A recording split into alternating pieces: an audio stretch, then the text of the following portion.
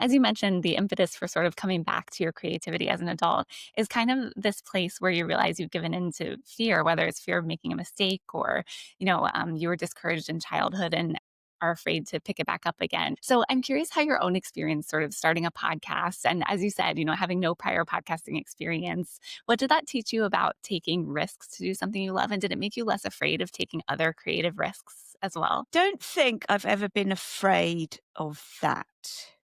Um, I I'm quite good at actually going and doing something. Whether or not that's a success, so far they have been, but that I don't tend to think of that way. I don't tend to think of if everybody hates it. I tend to think, well, it seems like a good idea to me, so somebody else must like it if I think it's a good idea. So with the podcasting side of things, I really enjoyed learning about how to get started, and I do that now. I help other people to get started. One of the things that I did really learn was I hadn't realized about myself. I'm a freelance worker, so I've always worked from home.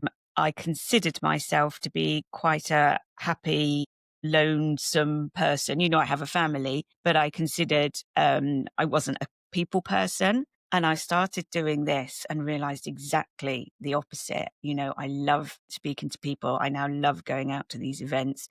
And I did not realize that that was missing for me. So it's a wider environment, a wider atmosphere that surrounds podcasting that has shown me that I'm really good at meeting people. Like when we sat down at the BBC when we were waiting, like, oh, hello, I'm going to say hello to you. And I'd actually already cottoned onto your show because I'd seen it in the nominations. So it was quite fortuitous, as you said, that it was you that I sat next to then. Yeah, all of those things that surround it that have shown me something about my personality. I did realize I had my own little creativity found story, which I hadn't realized because I wasn't looking at myself. I was looking at everybody else.